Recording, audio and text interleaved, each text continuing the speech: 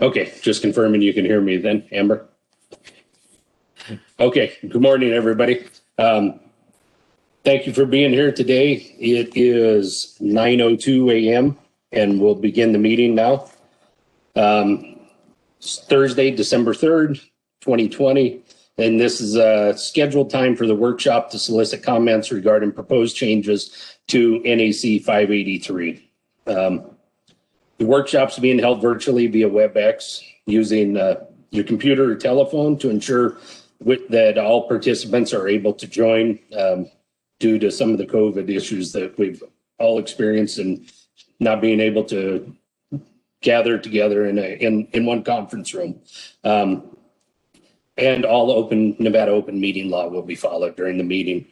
My name is Doug Ferris. I'm the Division Administrator for Animal Industries and with the Department of Agriculture.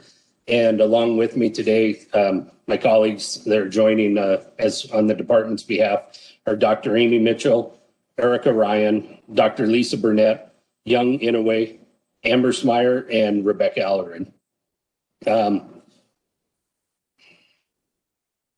Are we ready for the slide yet, or keep going, Amber?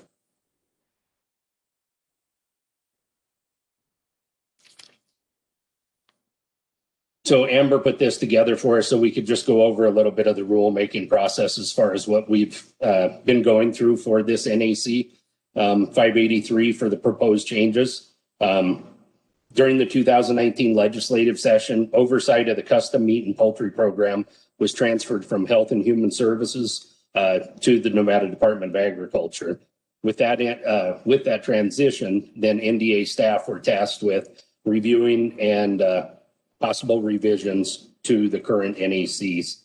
The first step in this was a drafting of language by staff from NDA, which I think everybody's been provided. We have the latest draft. There's been a couple drafts and some changes compared to what was first sent to Legislative Counsel Bureau. Once that was submitted, we did send out a small business impact survey. That was sent out between October 6th and October 20th, along with the workshop notification. Now, at this point, we've received back our small business impact statement, or we've received back our survey results, and then we've placed those all into a small business impact survey, and those have been included with the documents that are linked to this. And so at this point is where we move on to the public workshop process. And this is basically to workshop the language for this. We want the input of industry, anybody that's affected with it. So this is a chance for us to open that up and have the industry input on the language that the proposed language we've drafted to this point. After this point, I guess once we get industry, the input from others that are involved, if we need to make some changes to language or we have some input that we'd like to incorporate into this or can incorporate it, then that will actually go back to the Legislative Counsel Bureau again. And so we can, once we receive their final language after they've reviewed and approved it, then we could schedule a hearing and for intent to adopt the regulations as they're written. So, and if need be, there is a portion where we could actually hold another public workshop if need be before the hearing for the intent to adopt.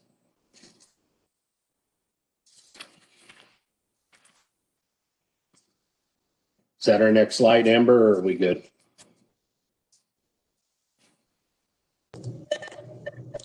Hey, Doug, can I just interrupt real quick? We have a couple of people on the in the chat that are saying they can't hear. So just, I know you're going to go over some of it, but if you, and everybody who said that they can't hear is okay now. So we are going to go over some of the troubleshooting if anybody else runs into problems. So sorry for interrupting.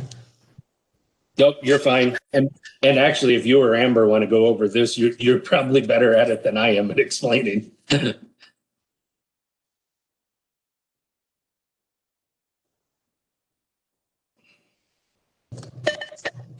Sure, I can do that. So it sounds like some folks are not able to see the slides as well. If if you were able to see everybody's video but can't see the slides, I would try turning off your video and see if that helps improve your connection. So a little bit more workshop logistics. Let's see. You can open up the participant list to, first of all, see who's in here. That's on the bottom of your window for WebEx. It should say participants, or you might need to click the button with 3 dots that says more options. And that's how you will raise or lower your hand if you have a question during the presentation, or if you need to give a public comment during one of the 2 public comment periods. Of course, you can also submit questions or comments through the chat window, and you can submit written public comment to an email address that is placed in the chat window.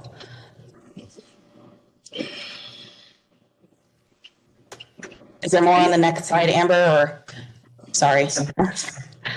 I'm not sure if I covered all of the tech stuff. I just covered what was on the slide. So for anybody who is joining us by phone, I know there's at least one person who's on the phone, so you won't be able to see the chat window or the slides or anyone's video feed, but you can raise your hand by dialing *9. And then called on, you can unmute. So for anybody who is joined on the phone, you of course won't be able to see us or to see the slides, but you should be able to hear everything just fine. And again, you can raise your hand by dialing *9 and unmute yourself by dialing *6. And again, I'm monitoring the chat, so if you're having any other technical difficulties, you can throw your concerns in there and I'll try to help you address it.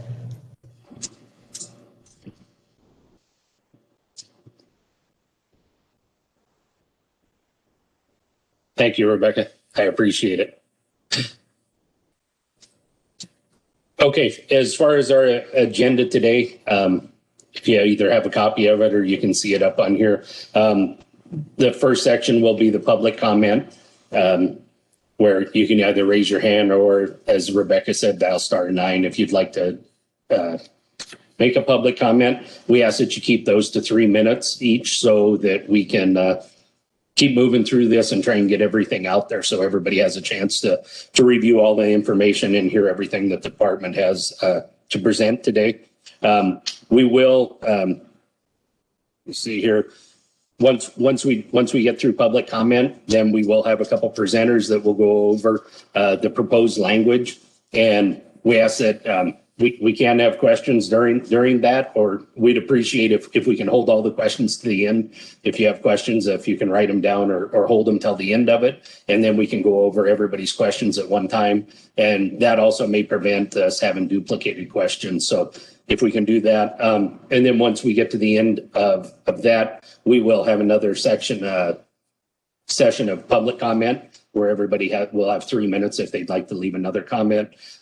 You can also email your comments to the email address, the animalindustry@agra.nv.gov, that was provided as well. If you do make public comment, we ask that, just so for record keeping and tracking purposes, if you can please announce your name and your affiliation, and then begin with your comment. We'd appreciate that. And I think if I've covered everything, Amber, are we good at that point? Okay. So at that point, we'll go ahead and open it up to public comment, please.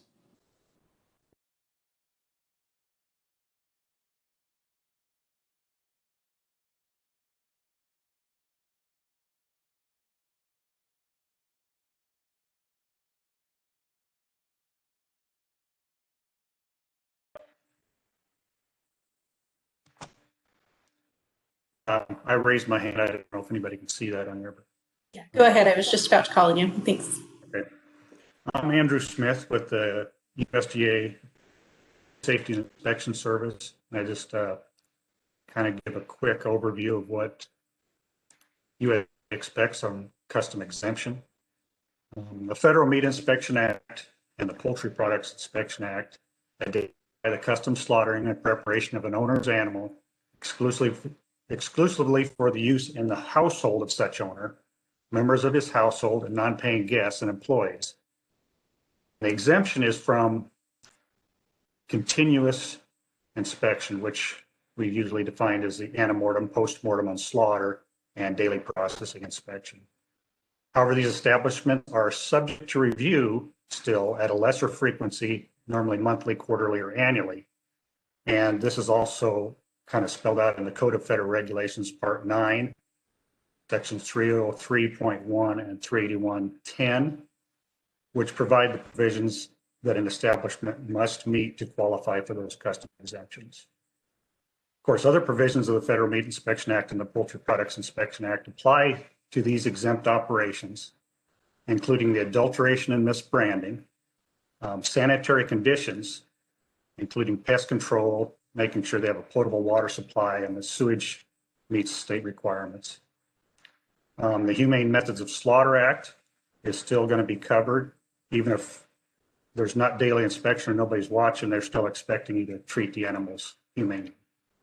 Record keeping and handling of any inedible material, including the specified risk materials, and that's to prevent the diversion of inedible animal products into the human food channels. A custom slaughtered product must be properly marked or labeled, including not for sale for livestock or exempted PL 492 for poultry, and include the owner's name and address, and record keeping, which we would expect them to keep for 2 years, includes the number and kinds of custom slaughtered livestock, the quantities and types of custom product, and the names and addresses of the owners and the livestock.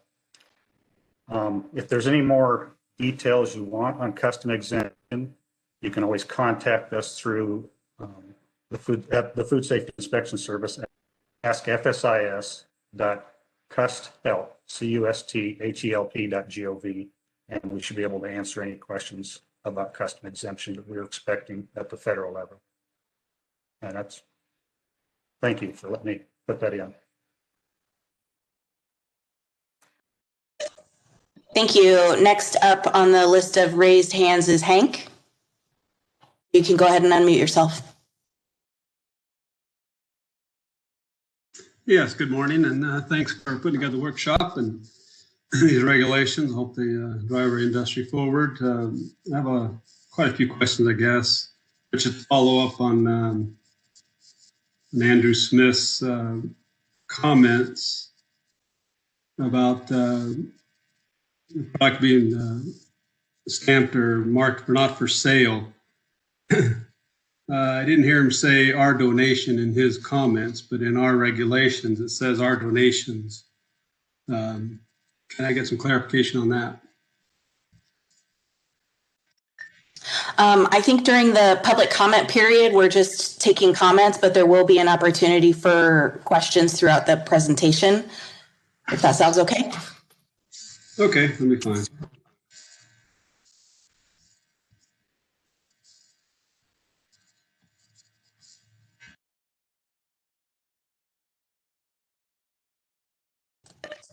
I don't see anybody else with raised hands at this time. If you do have a comment that you'd like to give now, you can go ahead and unmute yourself, or if you're waiting until the public comment period that's at the end, we will go ahead and move forward. So we can just give it a sec, and then Doug, I think you're ready to move on. I have a comment. I don't know if you saw me raise my hand. Me? Sorry, I did not. Who's speaking? This is Stacy from Extension. Okay, go ahead, Stacy. Thank you.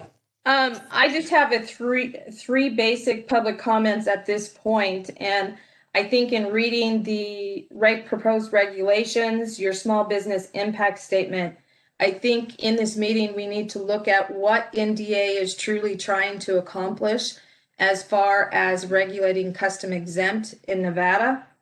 And then what should that program look like based on what is going on now and how to transition that into the program that you want to require. And in looking at the proposed regs, it has a huge impact on Nevada. Basically, do we understand what percentage of livestock producers in the state are doing custom exempt? Look at the consultation with those individuals as far as writing these proposed regs, and then just look at basically how you move forward with this, and is the department going to be able to enforce everything that they have in the regs? So at this time, those are my comments before we move forward.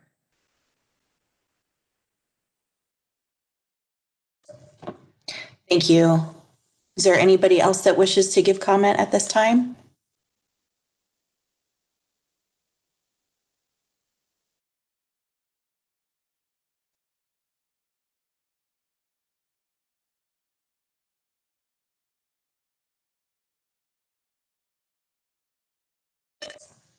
Hearing none and seeing no raised hands, I think we are good to move forward with our.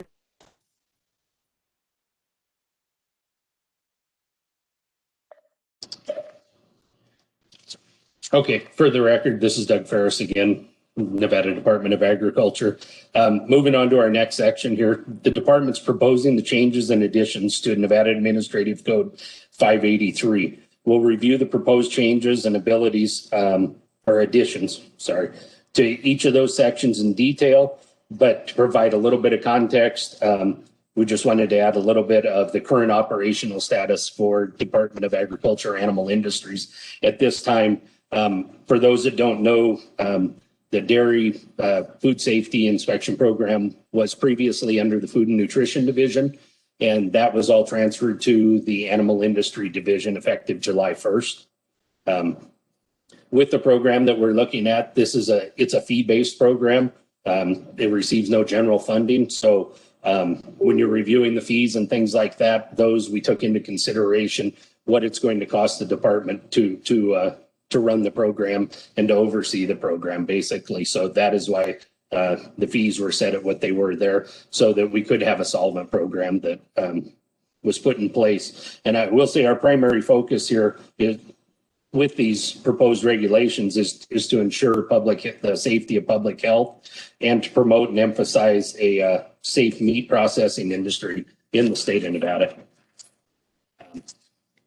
As we move on to our next section, we're going to go over the proposed regulations. So I've asked my colleagues Erica Ryan and Dr. Lisa Burnett to go over those. They're going to break those up in a couple of sections and go over. And as we said earlier, if you can hold your questions towards the end, then we can compile those and go over that as we go through the different sections. So if there aren't any questions at this time, then I'll go ahead and turn it over. I believe, Lisa, you were going to go first, or Erica? I'm going to go first today. This is Erica Ryan with Department of Agriculture. Lisa is actually in the field working, so she has spotty reception based on being located in a rural area. Amber has put up on these slides, if you can see them, the exact same copy of the proposed changes that was sent out and is posted on our department website underneath the workshop notice. So what I've done, and with conjunction with Lisa and the others in the department, is summarize each of the sections from the proposed regulations. And I'm just going to kind of go through and give you an overview. As Doug stated, the proposed changes of the custom meat and poultry laws to Nevada Revised or Administrative Code are to benefit local meat producers and keep Nevada's food supply safe. As part of the revision process, we wanted to make sure wording was clear and concise, using industry standard language. The phrases in blue lettering indicate proposed new languages. Words that have been struck out indicate proposed language deletions. And it's important to remember, though, that that may be due to new language or relocation of existing language or a change in program oversight. So beginning with section number 2, definitions, words are defined to prevent confusion and maintain consistency throughout the entire document. We do want to emphasize today some definitions, including custom exempt farm slaughtering. This means slaughtering, skinning, and preparing of livestock, game animals, and poultry by humane means for the purpose of human consumption, which is conducted without ante or post-mortem USDA oversight of the animal. A fixed slaughter facility means a structure or means slaughtering or dressing of an animal in a stationary building. It is a fixed unit compared to a mobile processing facility that is operated by a person permitted by the department to slaughter and process. That facility will slaughter the animal or process the meat on site or take it to another location for processing. A mobile harvesting unit means a mobile unit that solely slaughters and field dresses an animal and leaves the carcass with the owner for further processing. Then we can move to section 3, which is short and simply defines situations requiring the USDA continuous inspections, the ante and post-mortem evaluation of the animal. Section 4 reviews criteria for ensuring persons handling human food understand food safety and help keep Nevada free of foodborne illness and protect the owners and renters of units and facilities.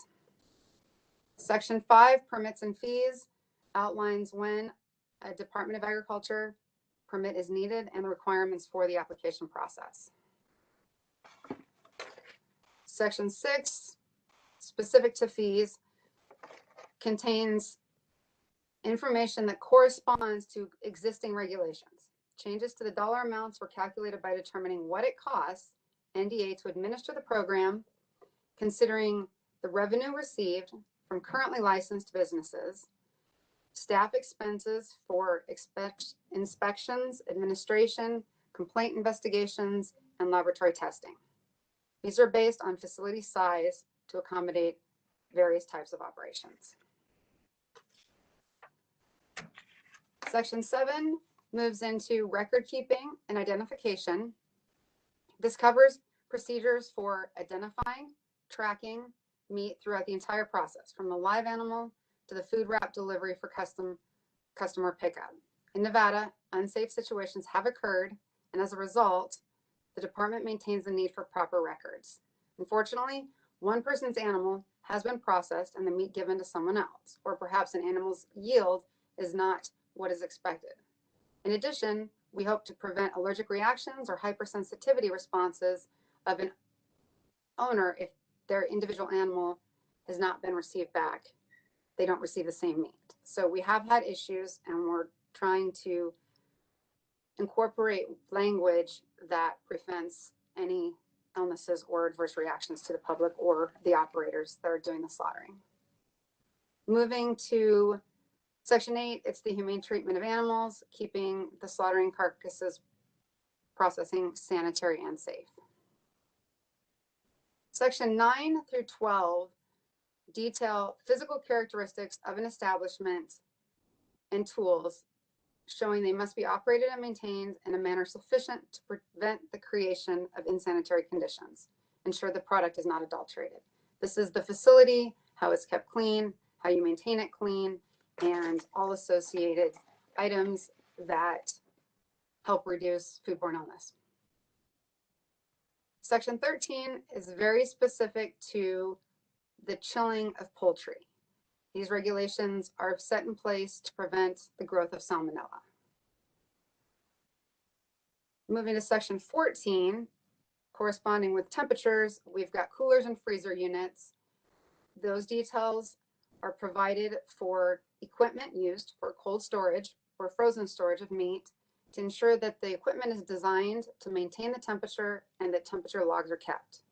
This provides the operator accountability for traceback and investigations, in addition to affording them the opportunity to identify problems and take corrective action as soon as possible to reduce any product loss.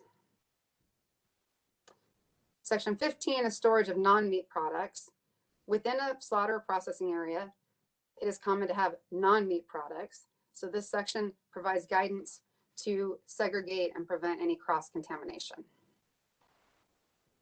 Sections 16 through 18 revolve around employee hygiene.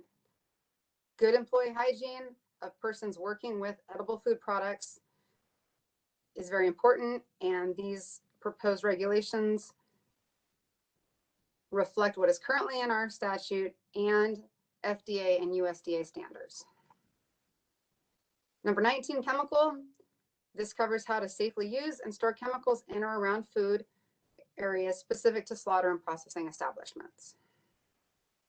Section 20, delivery vehicles, specifies temperature limits and sanitation for transport vehicles to ensure the product is wholesome. 21 through 25 provide information on how to operate the facility. Actually, the applicant provides the information on how they're going to operate their facility. It allows for the producer, the operator, the customer, everyone to maintain a smooth operating understanding of the operating procedures. And in support of that, we have this next sections 26 to 33 that go through hazard analysis critical control point systems. And the HACCP system was developed many years ago, the standard practice within the food supply chains. And this section identifies how and when possible hazards might occur. It outlines record keeping to protect the operator and the customer and the animal owner. Section 34 is a new proposal at the request of Nevada producers and associated businesses. This section details how and when the department would approve mobile units used for slaughtering and processing. The sanitation requirements for mobile units would be the same as for fixed facilities. Section 35 moves to labeling of exempt poultry products. These rules are consistent with what is currently in place and conform to other applicable federal and state regulations. Section 36, record keeping for exempt poultry processors. Again, this is guidance on record keeping. Section 37, enforcement procedures. This item includes standard permit expiration dates, actions taken for non-compliant operators. It specifies quarantine and condemnation processes so we can prevent unwholesome food from entering the Nevada food supply.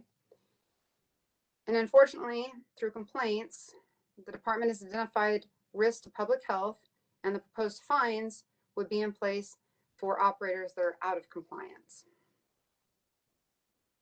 The following several pages, section 38 through 76, show minor changes where language has been transferred from Department of Health to Department of Agriculture. Additionally, there's clarification between the use of Nevada Department of Agriculture and United States Department of Agriculture. And many of the sections and language have not been changed at all. They're are currently in existence, and the proposed changes do not affect them. They would remain in existence. Then near the very bottom at section 76, the state proposes to adopt several Code of Federal Regulations, which would help us comply with the USDA state equal to programs. So those are the CFRs that are specific to some of those items. And they're also referenced in other sections of the previous text. So this is where we've adopted them so they can come into compliance for that. So this outline that I've given you summarizes each little individual section and what the overall intent is of that section and the language within on how we can move forward to emphasize good sanitation and public health.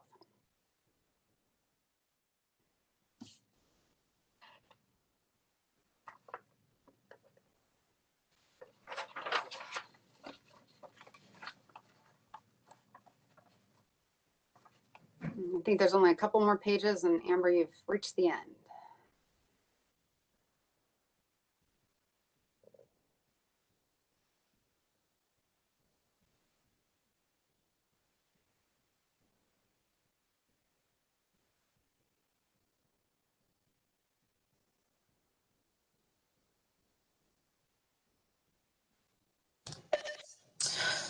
So I know Hank had some questions, possibly for Andrew. There is one question in the chat, clarification about whether the term animal is intended to refer to both mammals and birds. Lisa Burnett of Agriculture. Yes, the term animal is intended to cover both mammals and birds. We're referring to the kingdom Animalia. Thank you, Lisa. I don't see any raised hands in the chat window. Just as a reminder, there's a raise hand option if you have a question about what was just reviewed. And if you're on the phone, you can raise your hand by dialing *9. But at this point, I wanted to go back to Hank in case he had more clarifying questions. Yes, thank you. Nick Holmes, Las Vegas Livestock.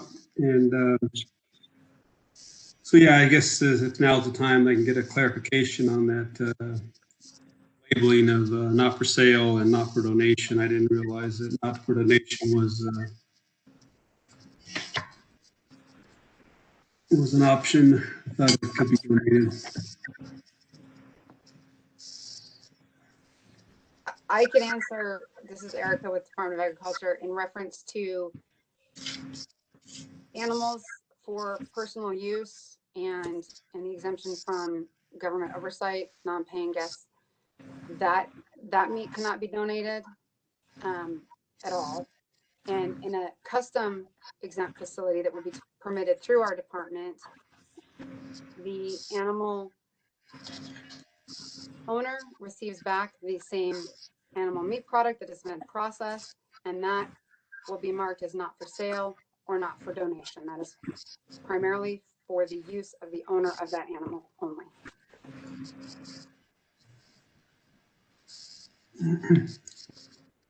Yeah, I heard that. All right. May I ask another question? Under okay, so who would so we'd be under the jurisdiction of the Department of Ag. What about county regulations? How would they affect us, like health departments? Who would have a jurisdiction?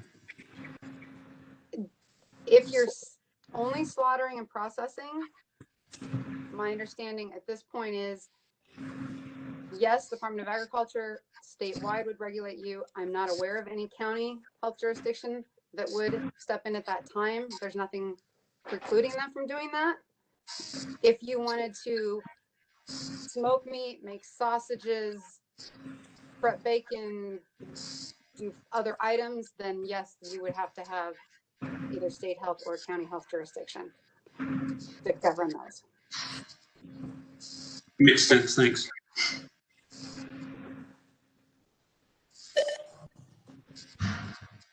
Do you have other questions, Hank? Yeah, one more. I think under compliance and fines. So there's a mobile slaughter unit down here in Clark County that's operating currently. I'm not sure what regulations, but he claims he's permitted and doing all the right things. But he has a lot of competition with backyard people that are processing animals for individuals out of their backyards here, and he has very little help as far as getting those people to stop it. And so as we look at these fees that you're imposing on us to be compliant, what assurance do we have that we're going to be able to get after these folks that are not operating correctly? The fines that I see that you have here, not sure they're going to be much of a deterrent. So I just want to know how you guys are going to be in the compliance side of it and stopping some of these backyard producers.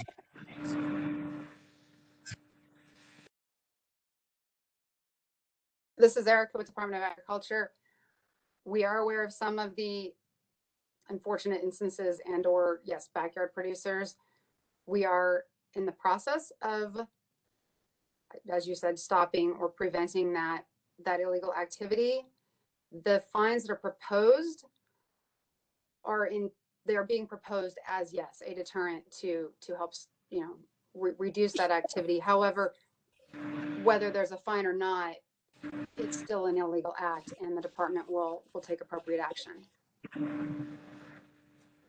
Yeah, Eric, this is Hamilton. Can you hear me? Yes. How are you doing? Good, thank you.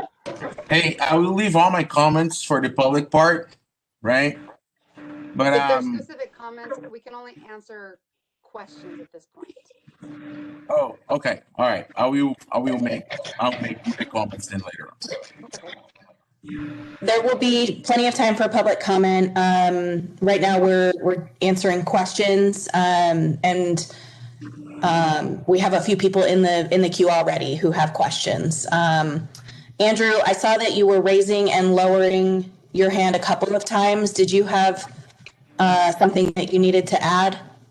Well, I didn't know if you wanted me to answer any of that, but currently FSIS still has authority to go into all these places and take action if necessary.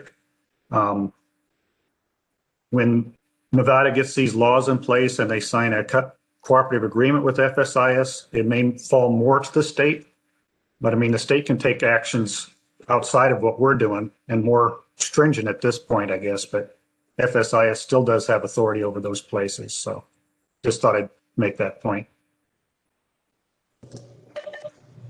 Thank you. Next up is Carol, and then after Carol will be Doug Busselman. So go ahead and unmute yourself, Carol. Hi, I just wanted to point out that in section 2, item number 2, it says for the purpose of human consumption, which is conducted without USDA oversight, and that is incorrect according to what Andrew Smith just told us, that they still do have oversight of these facilities. They're just not on a regular schedule basis. He said they can go in quarterly, annually, or monthly, even with the exempt operations. So that is an incorrect statement in your. Yes. Yes, Carol, you are correct. That We is in the are aware process of that, and we being are planning changed. to change that. I read it correctly, but it is still written wrong. And yes, thank you for pointing that out, but we know.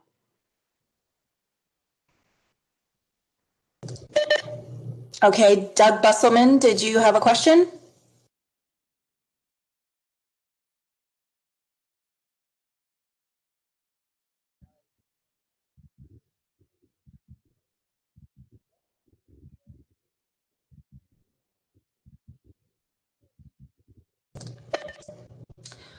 Doug, if you are speaking, we cannot hear or see you.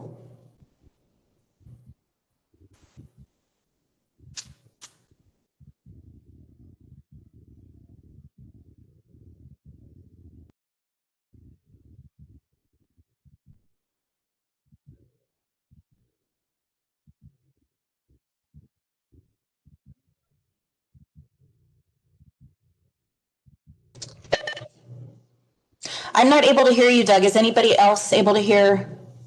Okay. Let me try this way. Is that better? Yep, we can hear you now. Go right ahead. Okay, thank you. Actually, I have a number of different questions, and I will try to cover them. As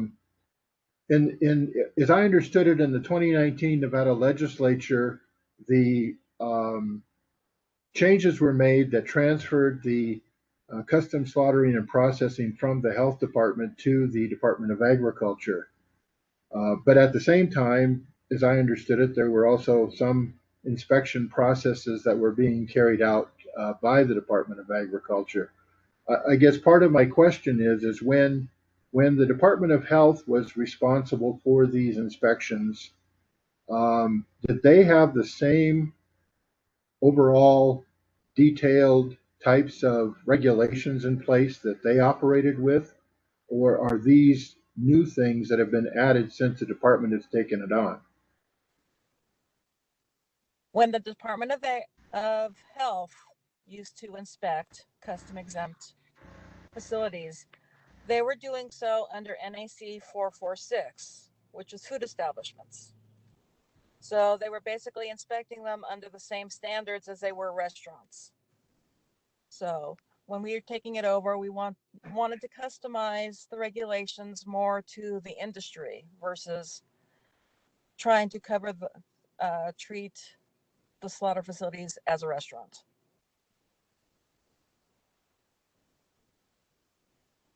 You're back on mute, Doug. Okay, thank you. Although many of the things that you have identified in your regulations still relate directly to food handling equipment and other things like that. So I understand your rationale, but your language doesn't match that. Nevertheless, in 2019, also SB 390 passed and became law, and under that, the intent of that bill was to allow poultry within the framework of USDA provisions to be sold on a commercial basis.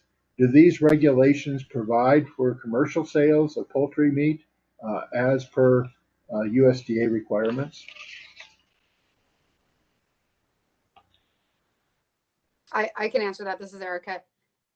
Our regulations are in conjunction with the Federal Poultry Act and the CFRs that we've have in place and have adopted refer to how USDA defines those exemptions and when those products can be sold. So we're not changing that. Okay, so if I understand correctly, then poultry meat will be able to be sold as per the intent of SB 390.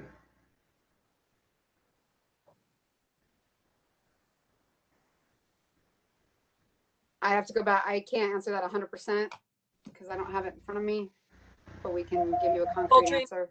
will be able to be sold as long as it follows the USDA guidelines for poultry exemptions. Okay, thank you. In section 2, you covered the definitions for various things. On page 14, sections 27 through 33 are also definitions. What is the reason for splitting those sections away from the definition sections that you have in section 2?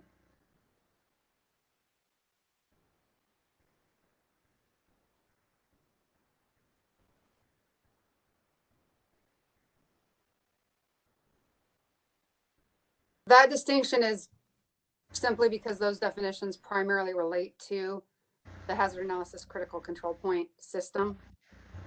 It's not a reflection of their importance or relevance to the entire process. It is a flow of understanding. Okay, but you basically have different sections of the regulations covering regulations or the definitions and they're split apart. So I think that it seems that they ought to be together. If you're going to have a definition section, you should have definitions in that section. Nevertheless, in section 3, there is a requirement that point number 2 requires the person applying to the department to prove that USDA isn't currently doing their inspections. I'm somewhat confused as to the reason for someone needing to prove to the department that USDA isn't currently doing inspections and how that might be relevant. I'm somewhat I'm confused.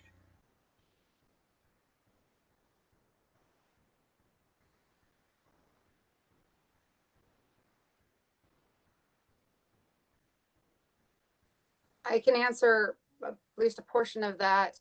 Currently, as we've heard through comments, there is illegal activity and individuals claim that they have perhaps federal oversight. This is a way for the department to confirm or justify or verify that action. And If someone is being inspected by USDA, are they then not eligible to get permitting for the Department of Ag? it depends. That's not a, it depends on the situation. Because there are some situations where there's dual jurisdiction and others where there's not. Okay. And in section 4, there's a mandate that the person in charge be able to demonstrate their knowledge and that they need to be certified as a food protection manager. Where are the requirements located that spell out the specifics of what an accredited program would be recognized by the department?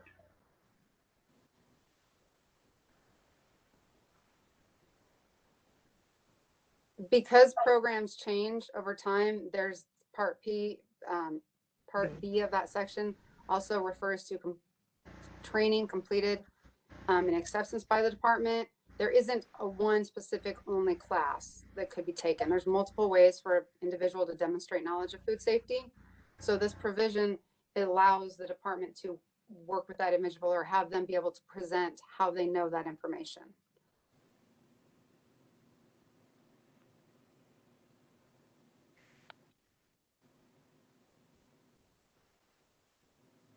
This is Amber Smyer with Department of Agriculture. I think as follow-up to that, I think what you're asking is how would we know what NDA would accept? And I think those kind of things the department can put out after regulations are adopted about resources and those kind of reference materials for custom operations. We can provide some of that separate that wouldn't have to be defined and very limiting in the language. Thank you, Amber, that's correct.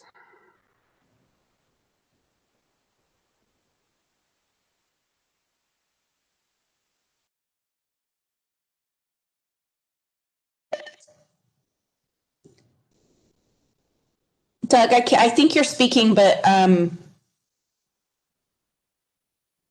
we can't hear you.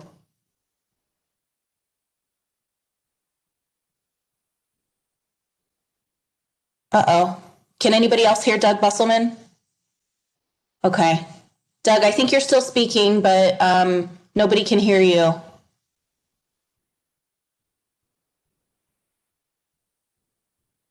Doug Busselman, can you hear me? Uh-oh. Oh. Okay.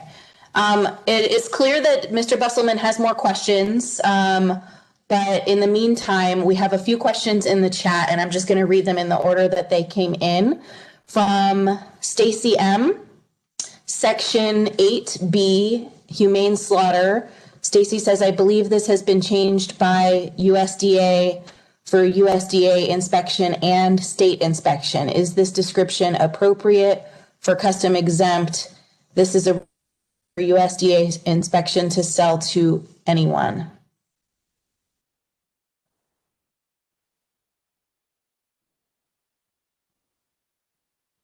And Stacy, if there's clarification that you need to add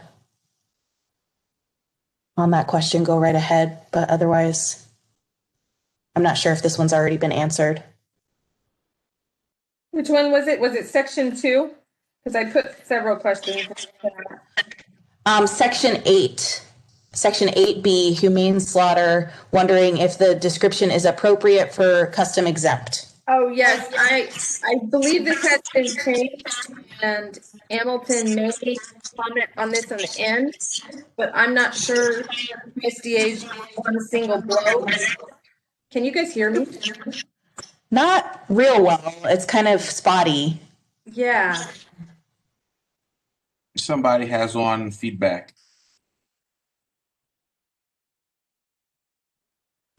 Can you try again? It may have been me, Stacy. Try again. Okay, so this is section 8B with humane slaughter. An animal shall be rendered insensible to pain by a single blow or gunshot or electrical shock or other means effective before being shackled, hoisted, thrown, or cast and cut. And my question is, one of the biggest difference between USDA inspection with the USDA inspector and custom is that you have a little more leadway. And I thought I just heard last week that USDA actually provided a little bit more lenience, that you don't have to knock down an animal with one shot. Of course, all of us want to. That's not the case. But what if you have a big bull, you got a buffalo, or you got an old pig that just doesn't go down? This is not giving any flexibility under custom for that. And I think we do need a little bit of flexibility, is my opinion. But my question to you is, what are your thoughts?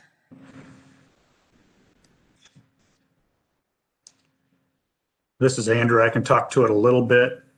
The regulation still says a single blow, but I think our enforcement, maybe the observation, we may not take as strong an action and suspend a plant if they have a way to make sure that the animal doesn't suffer, like a double blow real quick or 2 shots quick or something like that. But is that required for custom exempt? Well, that's what the regulation says, and nobody's going to be there to watch them. So it's mainly going to be on their own honor most of the time that they do that single blow. What they're mainly trying to do is make sure the animal doesn't suffer. And so as quickly as they can knock that thing out and bleed it, that's the best possible outcome.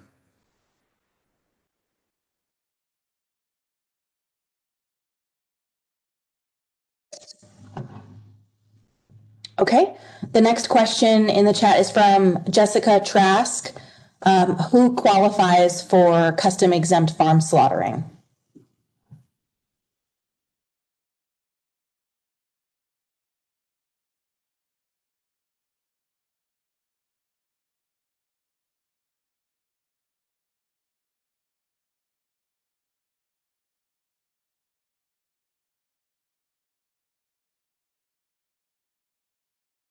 This is Erica with the Department of Agriculture. If you want to apply for a custom exempt farm slaughtering permit, anyone can apply if they want to. What that means is then that they would process animals that are brought to them by the animal's owner, and then they give back that same animal meat product to the animal's owner.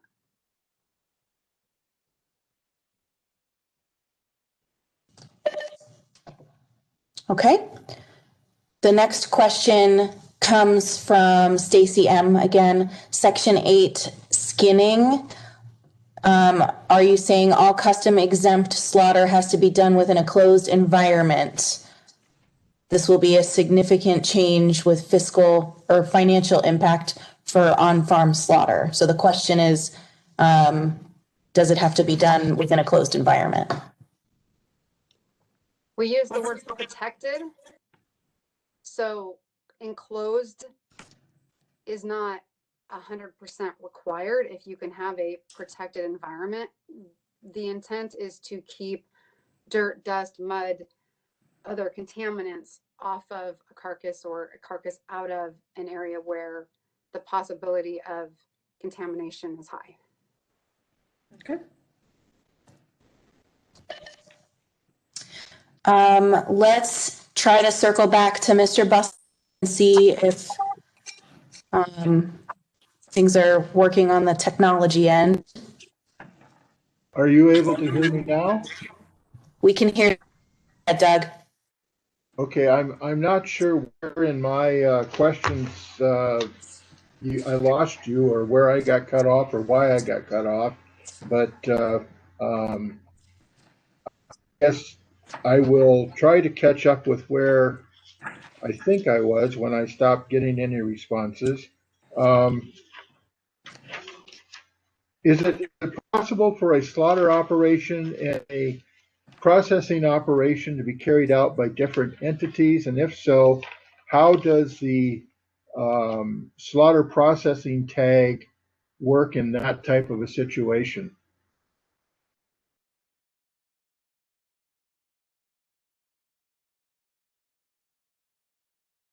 Can you clarify? I don't understand what. Yes, yes. In section the section that covers the tag processing or the, Section 3 or 4.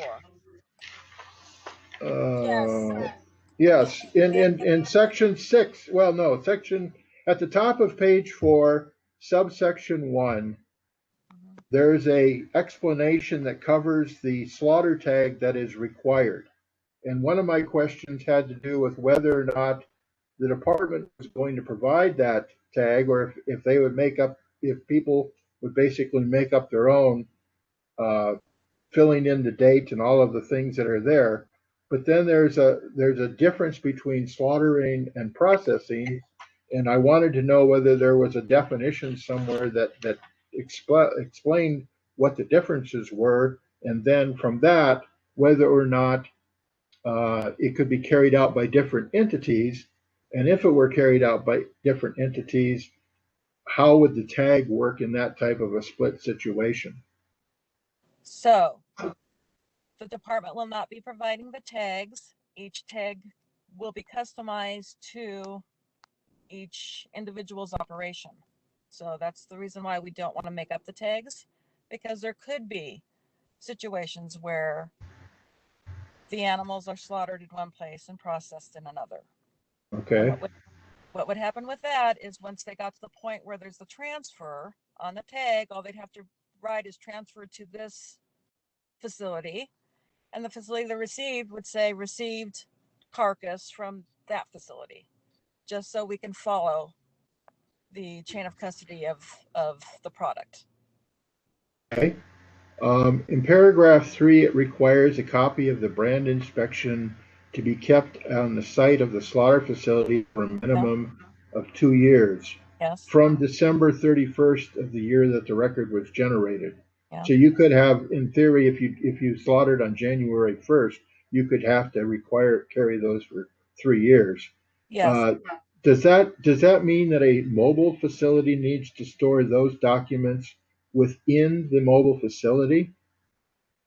Not within the mobile facility, but within the office that it keeps their records, and they have to be able to produce them when asked. Okay.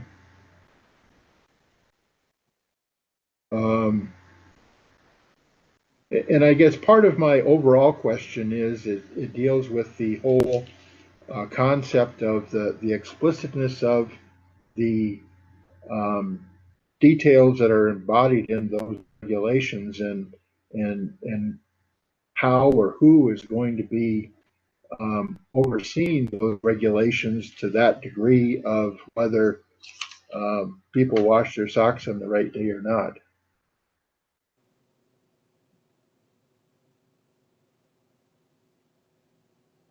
It just seems that the overall requirements are rather extensive, and if you're not going to have an inspection following along with it, it seems difficult to see that those enforcement levels will be carried out to the extent that are being covered.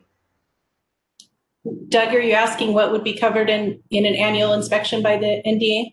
Well, I understand that in my mind, there is a ability to inspect a facility.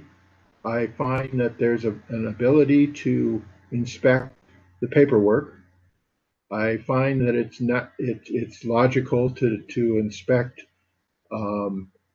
plans and other kinds of things that are necessary to be eligible to participate.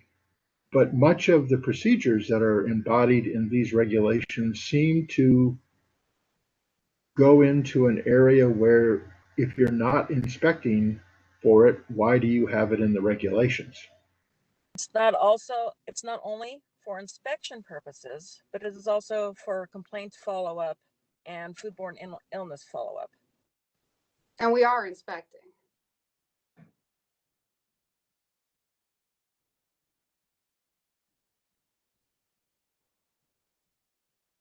If we were to move to a state inspected meat program like they have in other states where they have state inspectors, how would those regulations differ from what we have here for custom exempt?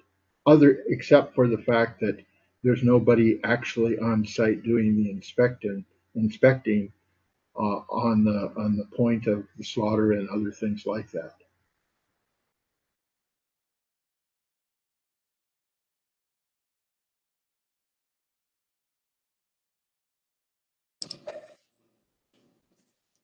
Doug, this is Doug Ferris. What can I don't know that I'm quite following exactly what you're getting at. So if you can. Well, I guess my point is I have no problem with the understanding of needing to have food protection.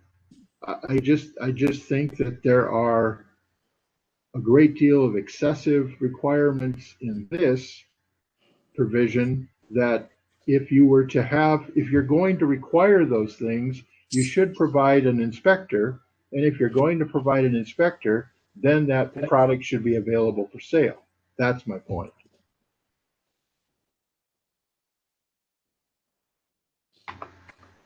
That probably fell out of the question and more into the public comment. I'm sorry.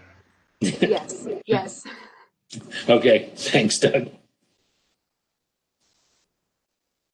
This is Amber with Department of Agriculture. Maybe just as a comment to why some of these regulations that don't have direct oversight, regardless of if someone is there, these expectations are already outlined at the federal level of how you should be operating for food safety standards.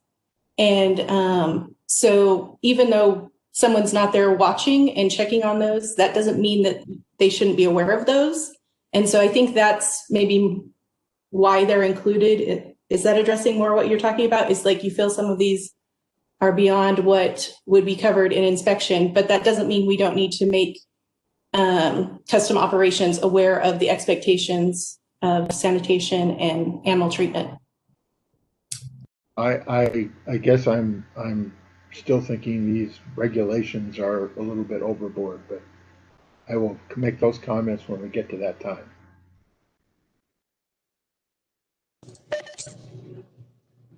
Okay, we have a few more questions in the chat from Stacy M. Section 11, equipment and utensils, top rails 11 feet.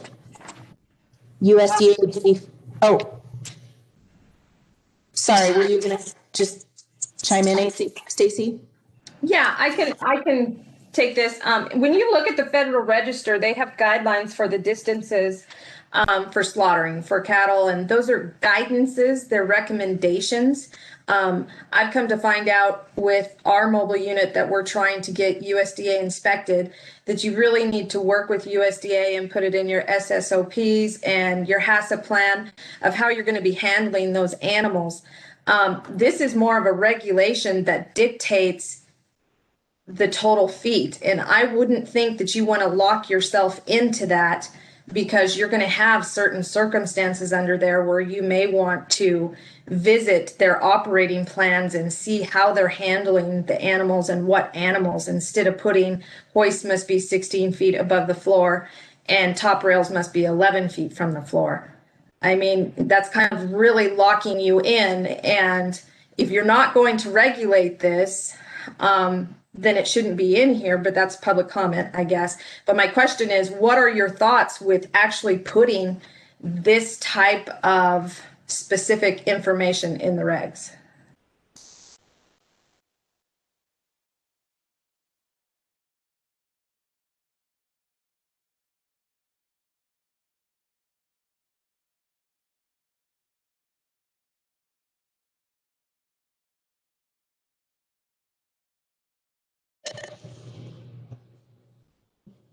Is there somebody that can answer Stacy's question?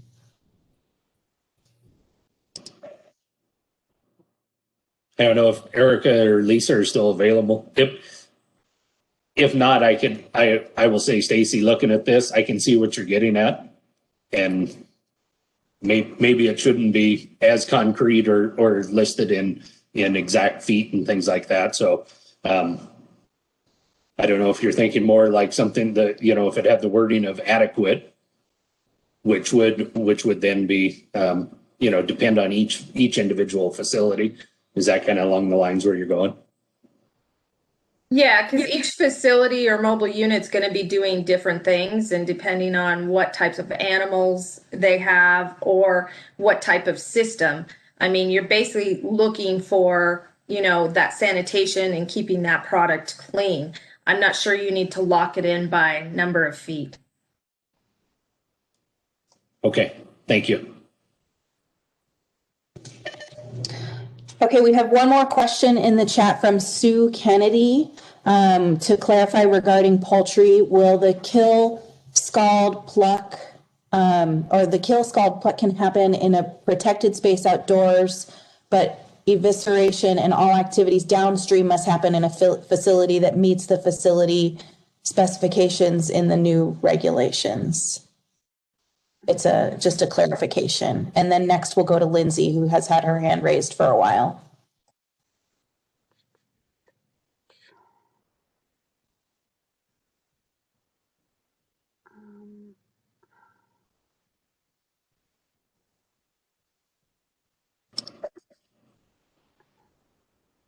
Is this one you could answer, Erica? Or yes, I'm just trying to, I don't want to give incorrect information. So Okay. if you can let me defer to make sure I answer correctly, and then we can come back to Sue. Does that work? Okay, we'll come back to this question. Okay. Lindsay, if you want to go ahead and unmute yourself and ask your question. Sure. Good morning. So I would like to go back to section 2, if that's possible, specifically definitions 8 and 9. Can we just talk about, or can you clarify what the differences are in those and why there's 2 definitions for mobile?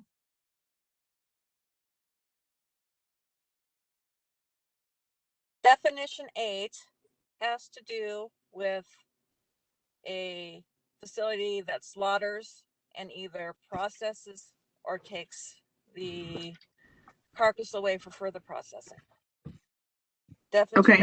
Definition 9 is someone that just comes out, harvests the animal, field dresses it, meaning takes the viscera, skins it, and then leaves the carcass with the owner for further processing. He doesn't do any processing whatsoever, and he doesn't take the carcass away for further processing. Okay. Thank you. And then in the food safety section, it was just mentioned salmonella. I was wondering why just salmonella and none of the other potential pathogens.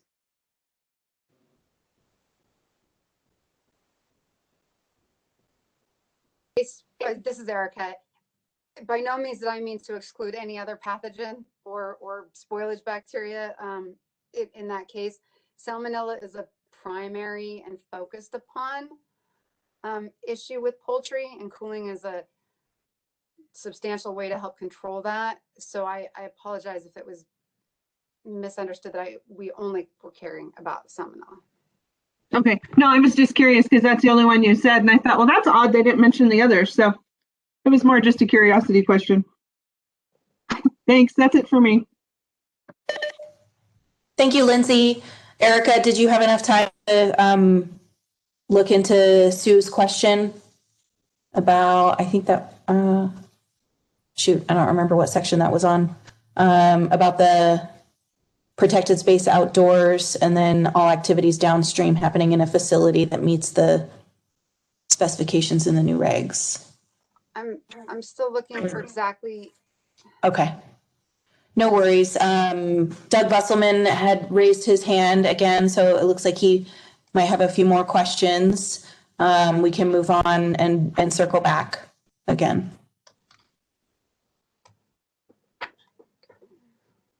Are you able to hear me? We can hear you loud and clear, Doug. Go right ahead. Thank you. In section 38, you amend the NAC 583.010 with the language that you added in to make reference to NRS 439.200. If I recall, or if I read correctly that section of NRS, it would imply that the Board of Health is the ones who are responsible for that. Does this mean that regulations still fall under the authority of the Board of Health in terms of how they operate with those that section? To clarify, Doug, do I have the right section up? Section 38, definitions and labeling of meat. Yes, and by adding in NRS 439-200, in other areas you crossed that language out, but in this you seem to have added it. So my question is, Not added. you didn't add it, it's just there? It's just there. It was there with the original. That the reason why it looks like maroon colored on my screen is because that's Yes. a direct link, not an addition. All additions are in blue. Okay, and so under that then the Board of Health is responsible for those regulations, and are they still in charge of those regulations? That. Can we go back, Amber?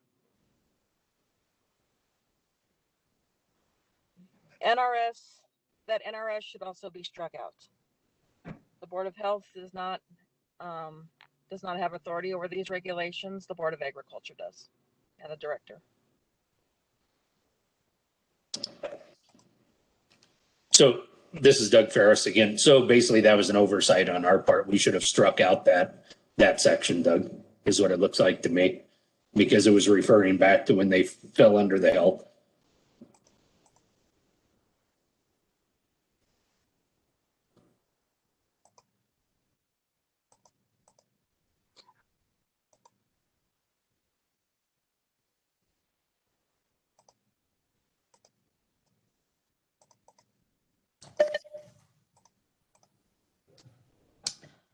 Okay. Sorry, go ahead, Doug. I just wanted to make sure Lisa and Erica were in agreement with that we just missed that one. Mhm. Okay, thank you. Thank you. So Sorry, go ahead. this was Erica. I wanted to make sure I understood Sue Kennedy's question about the location of the process. Where, I'm not sure where in the regs the confusion is, because I don't know the answer. Okay. If it's specifically written. Sure. Let me tell you what, and then you can unconfuse. Okay, perfect.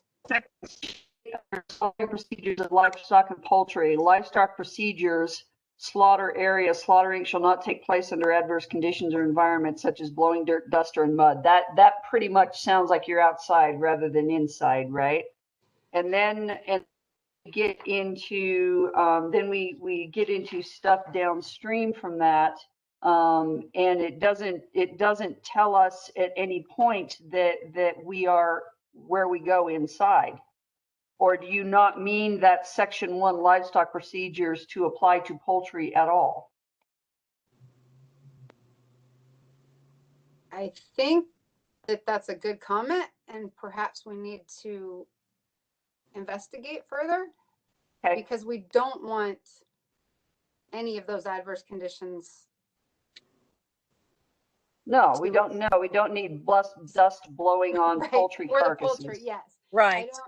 I see where it perhaps is confusing, and the intent would be that, yes, the same protections would be afforded to all meat product, not simply the livestock. So it looks like we have missed an area, and we will go back and address it. All right. Yes. Thank you. Thanks.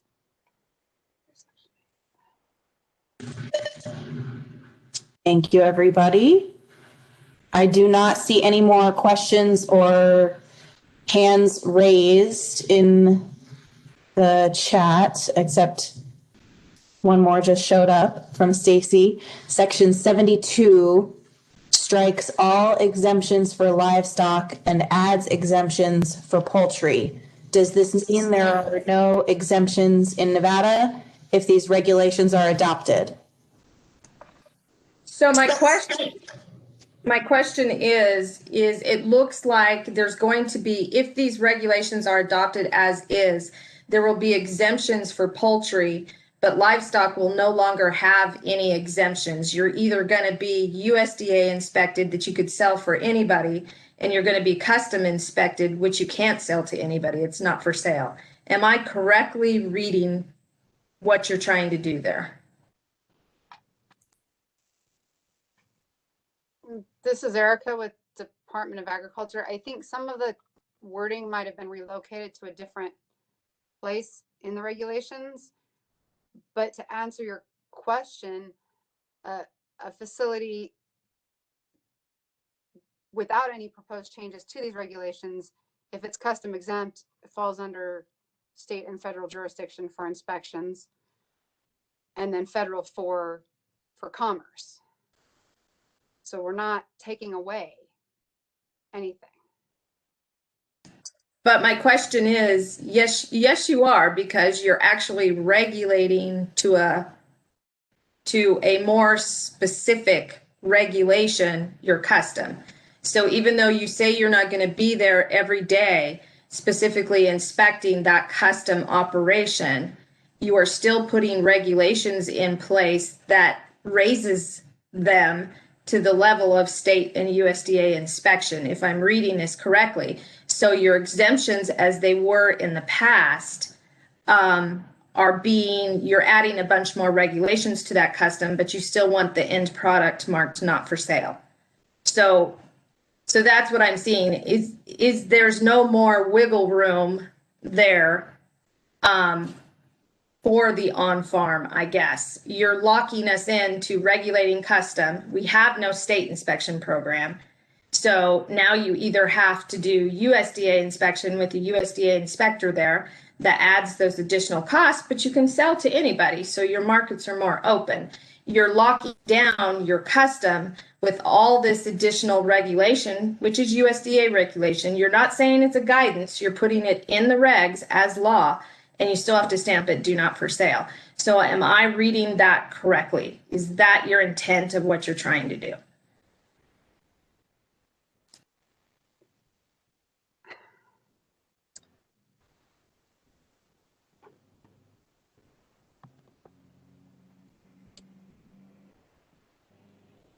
We are trying to make our regulations match those of USDA for custom exempt. All of these same regulations we have put for sanitation and slaughter should actually be they should be followed right now under USDA rules. Right now, And they are required under the health department rules.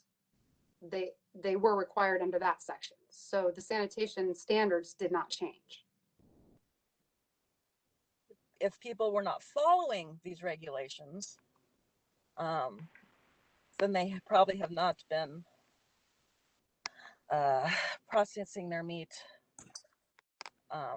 for custom properly. This is a tough question, guys, and I know that because each of the health departments around the state are different. I mean, you have Clark County, you have Washoe County, and then you got the state. So, and I imagine the state is a little more lenient than Clark County. So, it's not an easy question, but I think it comes back to the overall of what are we trying to do or what's trying to be done.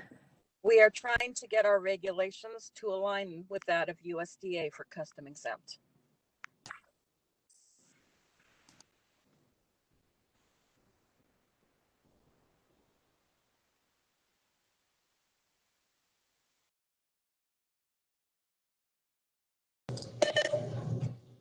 Mr. Busselman, did you have additional questions? Yes, thank you. In the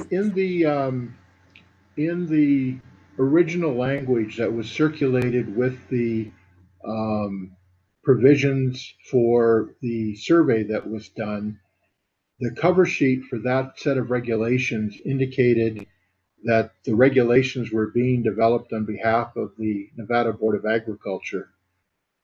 What role does the Board of Agriculture have in this particular set of regulations?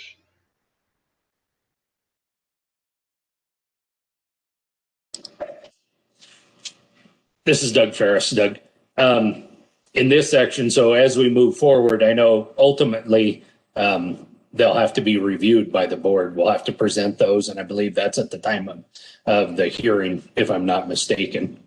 So they do have some oversight of the regulations. Yeah, they would be reviewing them. I'm not sure exactly who has the ultimate authority over these without looking. I'd have to look at it to be specific. So I don't want to answer incorrectly right now. Okay, and along that same line, once the regulations are adopted, is it necessary for USDA to also sign off somewhere along the line to bless them or recognize them as being acceptable?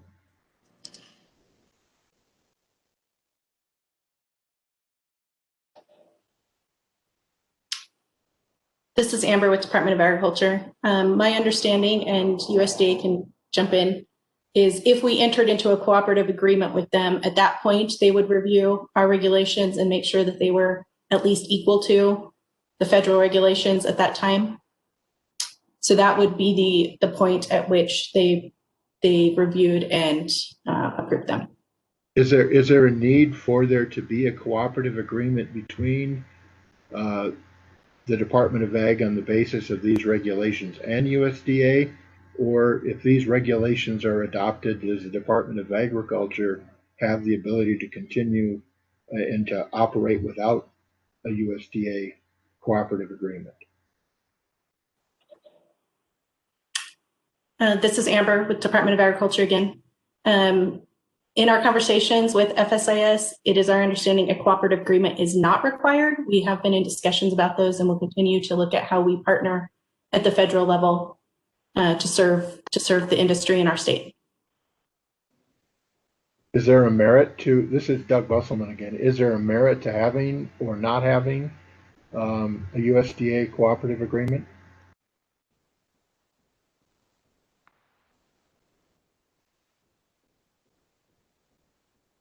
This is Erica with Department of Agriculture.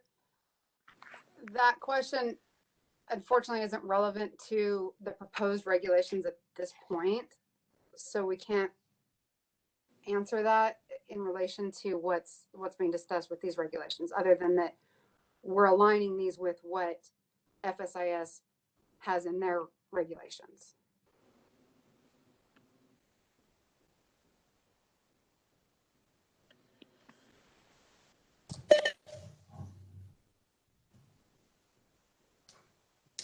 All right, seeing no additional questions in the chat and no additional raised hands, I think, Doug, if you're ready, it's time to move into public comment. I wasn't sure if there was more that you needed to say or that anybody needed to deliver in their presentation.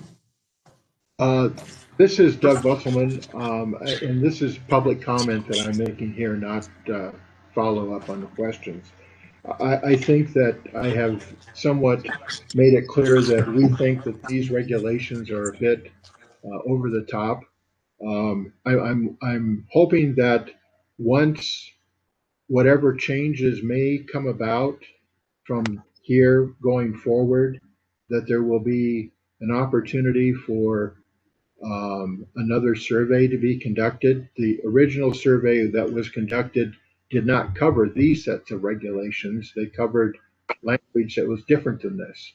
And so I think that the public needs to have the opportunity to consider these regulations in light of what that impact might be on their businesses. And I would hope that that would be granted as an opportunity, and perhaps any follow-up might also need to have another workshop along the way. Thank you for your presentations today, and thank you for providing us with the ability to participate.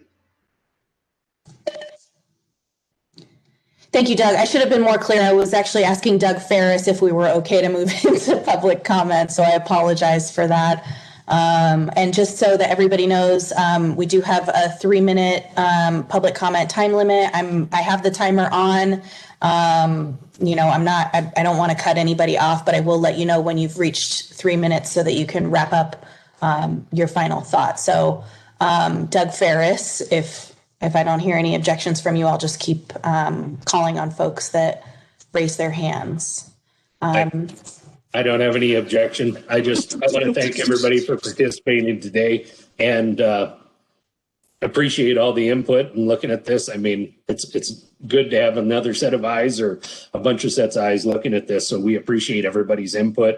And as well, if you have follow-up or anything like that, please send it to the email address that we have listed there, because we'd appreciate everybody's input and anything anybody else would like to add. So at that point, I'm good. As long as Doug Busselman's good, we'll go to public comment.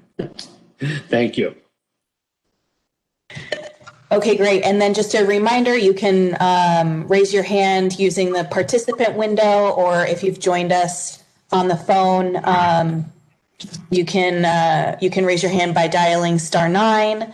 And next up for public comment is going to be Sue Kennedy, followed by Jessica Trask. So go ahead and unmute yourself, Sue. Right. Thank you for doing this, and thank you for doing this online, because it's certainly easier for those of us in remote areas to be able to participate this way. I appreciate and am very excited about what you've done here. I think that for those setting up to do this, having this level of detail is remarkably useful. I know that when I got set up to process poultry, I pored over the regs forever and asked a whole lot of questions, and it was nice to have all of this set out. I do think that part of the intent of the discussion in front of the legislature when this was passed was to provide a bit of an on-ramp for small-scale on-farm poultry processing for those who are operating under 1,000 poultry exemption, to be able to get into this with it at a little bit lower cost and hopefully bring some of these illegal actors into the fold. I think that we would be well served by differentiating between people who are operating under 1,000 and under 20,000 poultry exemptions, so that on-ramp is there and limit sales for those under 1,000 people to end, so that they can sell direct to customers, they can sell at farmers markets, they can't sell into institutions or commercial kitchens or other facilities where those facilities have to meet NAC 446 levels of sanitation and facility.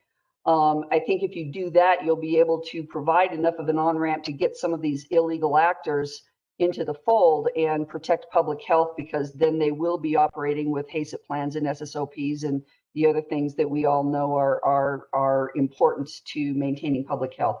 Thanks again for the time, and I appreciate the opportunity to talk. Thank you, Sue. Jessica, whenever you're ready.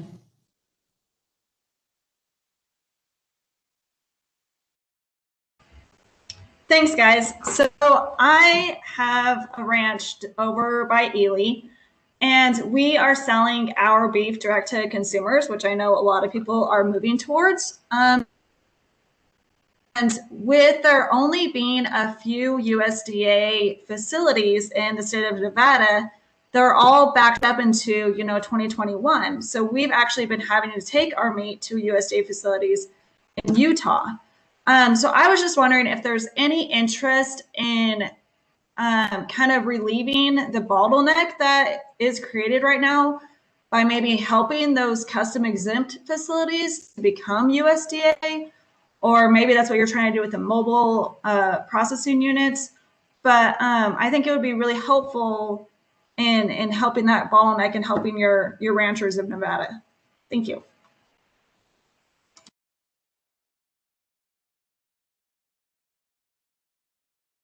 Jessica. I do not see any hands raised or anything in the chat. Hamilton, I did see a thumbs up from you, so I wasn't sure if that was an indication that you had a comment or if you're good, but go ahead. Well, first of all, I'd like to thank you all. I know, probably know most of you here. I tried to reach Doug before, He never picked my phone calls. I understand that he was pretty busy there. So, I'm not sure who wrote this, who put this together, right? But, I probably am the only person here who worked for a major processing plant and managed that plant, the technical services side. When I look at that, I think it's awesome. I think it's great. I think it's a great initiative, a great start. But in my view, there's a huge discrepancy to this, because I see you guys talking about exempt, right? So you want to follow exactly what the USDA follows for the exempt. But these are two different scenarios. Why do the USDA have exempt, right? And because the same facility produces inspected products. So you need to have a walk around through that to make sure you do not process that. So you need to have regulations, because the same facility process inspected products for retail sales. So there are two different things, two different scenarios. But that's my first initial discrepancy when I see this. I think it's great. I'm the director of the only plant here in Nevada who does this thing, and I understand how it is. But so we are requiring HACCP plants, right, for exempt facility. But by the way, the definition of exempt is free or released from some liability or requirement to which others are subject. So theoretically, how you guys are going to get inside of a farm and a backyard guy? So, hey, we want to go there. I want to make sure you're doing right. So you can't get in that property. You're going to get shot if you do that, especially if you go too illegally, right? So there's a significant amount of challenges here. I was consulted to do this in 2016, and I did with Anna before. And I saw this coming. A lot of people asked me to read, but there's a significant amount of flaws. Like, what is accidental contamination before carcass washing? Right? Why we are actually requiring these people to maintain records for 2 years? Do you guys know why? And the reason is because we need to have recalls. You got a recall program. You don't ask a recall program. So there are a lot of stuff here that needs to be overlooked, right? I think and I'm willing to help if you guys need. But I mean, we're talking about facilities, 11 feet. This is defunct. These are defunct regulations from 1997. So I went through this. We all went through this here. And, how we're going to reinforce the same thing in the trailer. The trailer requirements are not for this. It's different. You can call them. I talk to the USDA every day. So there are a lot of things that needs to be looked at. And I think that the most important thing we need to understand is that we are dealing with a different scenario. It is a different world. We're trying to bring a HACCP. 3 minutes already. So a HACCP does not require only HACCP. You need to have support documentation. You need to have additional prerequisite programs.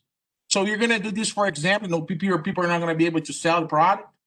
So I'm just throwing this back to you guys, right? I understand that some of you put a lot of effort on this thing. I worked in regulations for 15 years. I am a supporter of the local farmers, and I want to see the industry development here. But this looks for me as a state inspection program. If we're moved towards that direction, we need to actually work around this to make sure people can actually sell the product. I'll let you guys talk. Thank you. Thank you, Hamilton. And just a reminder, the email address has been pasted in the chat. Public comments can be emailed to the animal industry email address as well. I thought I saw Stacy's hand up, and then after that, we will go to Daryl Purcell. So, Stacy, when you're ready. Okay. First of all, I want to applaud NDA for taking this forward and putting forth regulations. I know we sound like we're complaining a lot, and we are complaining because we're seeing some issues here, but I applaud you for just moving this forward and trying to work this out. I think the biggest thing is that we've got, going back to my last question, we've got that USDA inspection. So we have that in place in Nevada. We can do that under federal law. There has been custom exempt going on, and these producers believe that they have been meeting the criteria in the USDA regulations based on slaughtering their own livestock. Instead of taking a baby step here, you're taking a 365-degree turn on all of these producers that are doing it. And out in what's going on now, most of your custom plants, they would like to get USDA inspected if they can. It's usually a financial concern that they can't. But we're also seeing on our project that you guys have funded for us is that a plant has trouble cash flowing being 100% USDA inspected in a small rural community. So they need to have that USDA inspection maybe one day and kill 2 days under custom. So under those types, these regs would probably fit. Where it becomes an issue is that on farm, that guy that goes to knock down that one steer and he's hauling it back to process it, and that process on farm. You're holding that on farm to some of the same regulations in USDA, and it's just not workable. And I don't know how you'd really have to dive into these regulations and see what works, what doesn't, working with some of those producers on the ground. But holding that on farm around the state is going to be significantly difficult. And what you're going to do is you're going to stop custom exempt. People are just not going to do it, or they're going to do it illegally. So that is the big question, the value question. Do you at least want to have some regulations where you're trying to get those guys that are processing on farm to have some sanitation, to do it where it is protecting food safety and allow them to do that and work with them? Or are you going to hold them to stringent guidelines that they cannot possibly do? I mean, with our mobile trailer that we're working on, Hamilton and I probably have, he doesn't have hair. I still got hair, but I'll tell you, sometimes we're pulling hair out, trying to figure out different regulations within USDA, and a custom local small guy just does not have that financial ability to do that.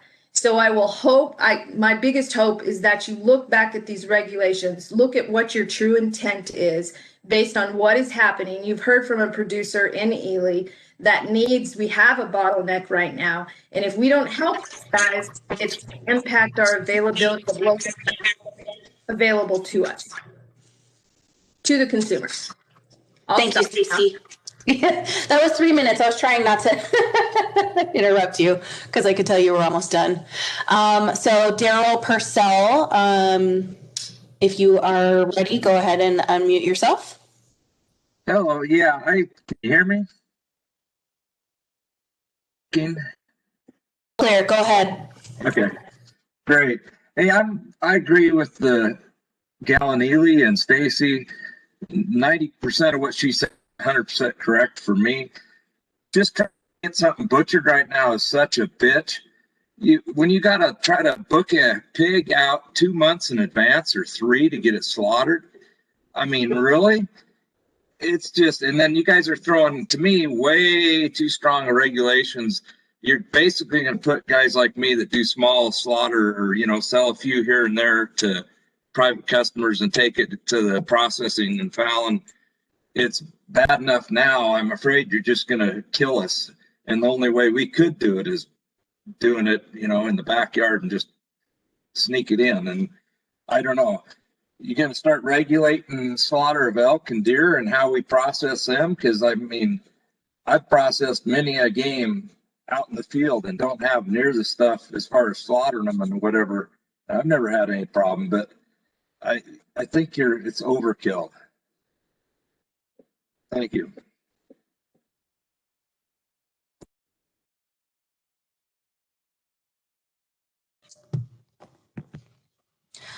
I don't see any hands raised or any comments in the chat, so. And just a reminder, you can unmute yourself. Oh, there's a hand. Carol Bishop, go right ahead whenever you're ready. Hi, I'm Carol Bishop. I'm with Extension.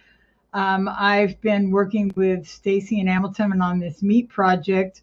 My area of expertise is ag economics. And I would just like to say the way that these regulations are written and the fees and it's hard enough to have a operation be in the black while I've been doing the numbers. And this would just, the way as written, besides the costs of the fees, then there's also the cost of the training, and it would just, I don't see that it is just the economic cost to the small operator will basically put all the small operators out of business economically, because they won't be able to both follow the regulations and pay all the fees. And a lot of them are older individuals, and they will just quit the business, which will do exactly opposite of what I think this was intended to do, which is increase our amount of meat available to the people in Nevada. Thank you.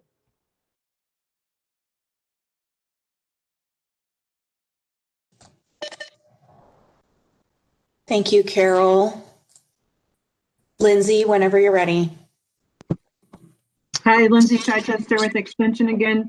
I just want to echo some of the other comments. Thank you all for your hard work on this and allowing us the opportunity to have these discussions and further discussions going forward.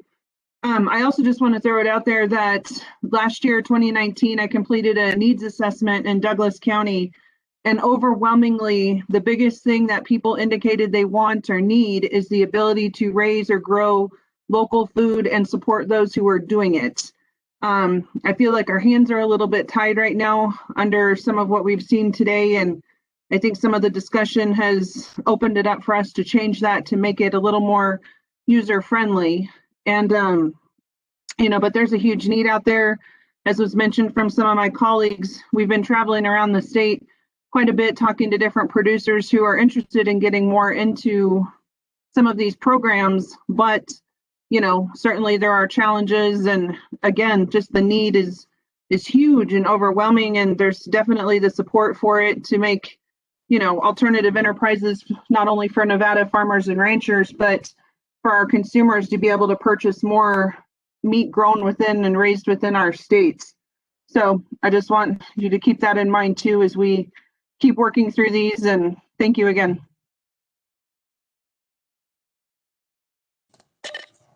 Thank you, Lindsay. Mike Ray, whenever you're ready.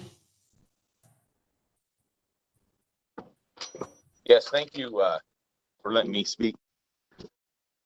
Along with what Stacy and the others have said, I believe your regulations or proposed regulations are going way too far.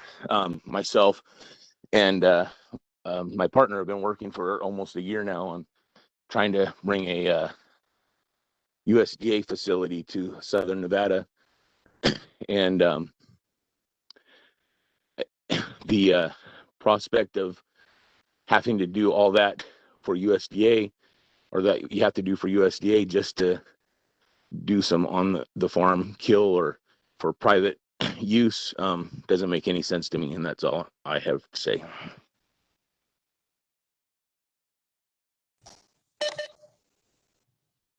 Thank you. I don't see anybody with raised hands or anything in the chat window. Again, public comment is limited to per person. You can dial *9 if you're joining us on the phone. That will raise your hand.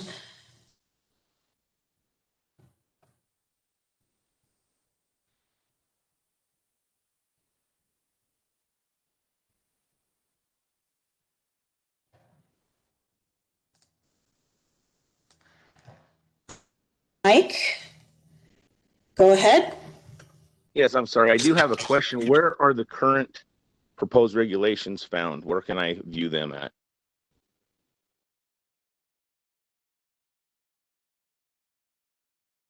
This is Erica with Department of Ag. You can review them if you go to the Nevada Department of Agriculture website under Animal Industry. On the right side of the screen, it talks about hearings, workshops. If you click on the link, it will take you to today's scheduled workshop, and there's 3 attachments. One is the impact study, one is the proposed regulations, and the other is the agenda. Okay, thank you. In addition, if you're able to view the chat window on this meeting, I had pasted the link directly to the proposed changes in the chat window as well. Thank you.